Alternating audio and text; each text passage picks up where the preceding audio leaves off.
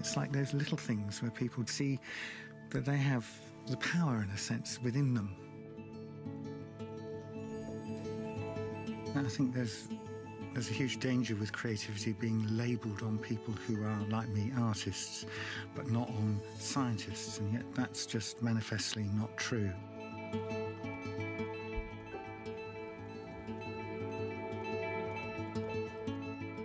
The educational enterprise is having to adjust to a new world which is mediated in all sorts of different ways.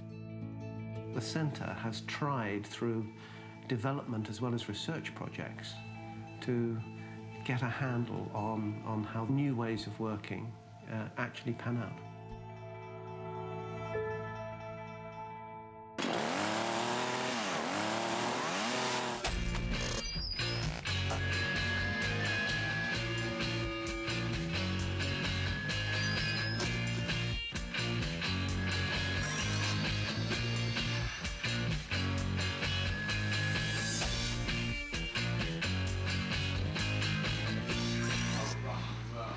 The Creativity Centre, we set out to do something really impossible.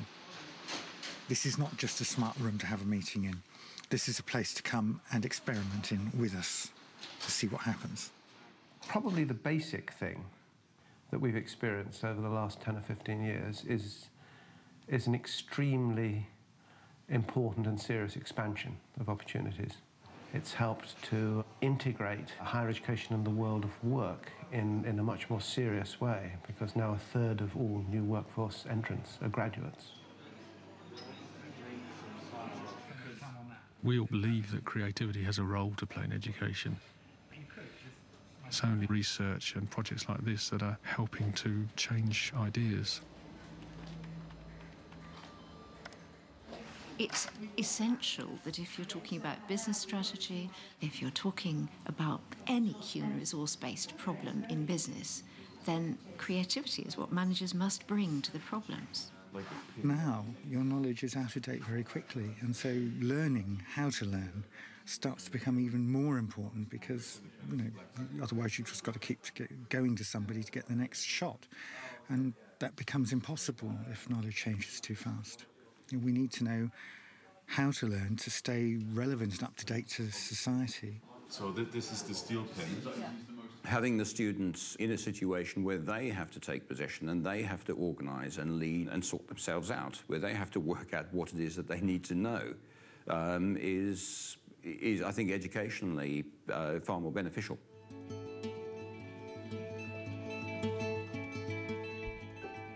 I want people to learn how to learn so that they can explore the world for themselves. How can I teach better? How can I help other people to teach better? The students are given the same type of experiences over and over again. Make it more engaging, make it more effective, make it more personally satisfying, make it more collaborative, make it more social, make it involve more of ourselves as human beings.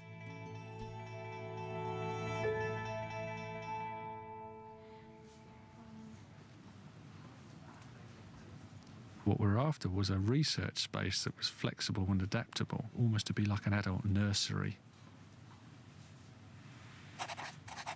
You could sit on chairs to be smaller or more cosy. You could roll around if you wished. Reconfigure. The whiteboard's moving everywhere. We use the beanbags and all the different possibility of projection, the different lights in the ceiling, having lots of different walls to play with and being able to show them to everyone, not hide them. The projectors, the big curved screen. If you go into the office, you've got a bank of computers. I've adjusted the temperature very high when I've been demonstrating global warming. I've changed the smell when I've been trying to demonstrate different assets of environmental damage.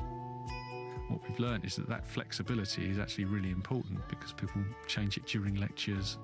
We've had all sorts of people come in and work with us, people who are already very open in teaching styles, they're very learner-focused. We came across the Creativity Centre at Brighton, so we were put in touch by other colleagues at university and went to have a look, and we found it was an absolutely ideal space for what we were looking to do because it was quite configurable, etc. We split the space up and we had a different theme for each of the different zones. People could migrate as soon as they felt that they'd run out of ideas. New people would come in and the idea would go off in a different direction after that. And we wouldn't have done that if it hadn't been suggested by the team at the Creativity Centre. So what we're able to do in the Creativity Centre, I think, is match the teaching methods, teaching and learning methods to the subject matter. Students take ownership of that room in a way that they don't of conventional rooms. So they'll organise themselves, they'll move when they want to move. When you're in the classroom, you kind of always feel like you're in the teacher's space, whereas being in here, space between teacher and students is much more blurred in a way. You don't feel like you're invading their space. I was scared to make the colours mix at first. Nothing dangerous at all. Tell me why that one is for sale and that one is banned. It's never going to appeal to everybody. Some people are dead set in their ways. They won't change, and maybe they know best. They're the experts in their field.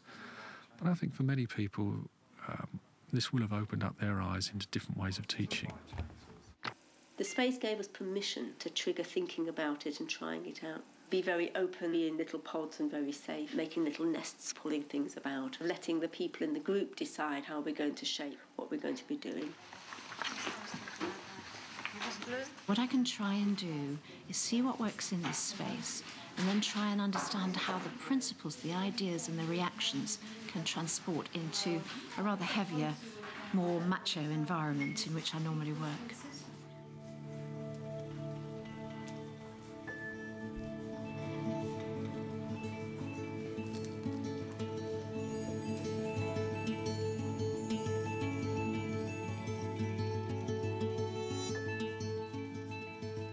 It's been very interesting thinking about collaboration and different levels of collaboration and how people work together. Something different emerges from two people's minds working together than would ever emerge from one mind. It's sort of come together, hasn't it? In my context of thinking about safeguarding, actually asking people to work together might create a dialogue about a subject that wouldn't otherwise happen. Coming from an academic background, sometimes you tend to forget that you can use these things and that these can be an integral part of however you work or facilitate or you teach. For me, it's a good space to be less formal. I love the beanbags and I love getting us onto them rather than on the grey chairs. Breaks the mould of behaving as an academic and it takes us away from confrontation and it gets us into that collaborative mood. Somebody said that she felt when she was sitting on the beanbags with her students that she wasn't in the teacher role, they weren't in the learner role, but they were like a community of learners together. It allows me to work in the way that I want to. It's not so much that I'm forced to change because of the space, it's that the conventional classrooms that we have force us to work in a particular way. Here, it's more, it's fun, like giving you that freedom to do your own thing and think your own way. I used to never brainstorm anything. However, having movable whiteboards, to me, it's helped so much. Confining us and teaching us and teaching us and teaching us, and that's not going to happen when we leave to go and get our jobs, I don't think anyway. Being able to easily visualise and easily communicate what you want and what you mean is so, so important. If we're not here to explore the possibilities, what else are we here for? To really change things, people have got to feel they've done it for themselves. And if we've created some ripples, who knows where they'll end up?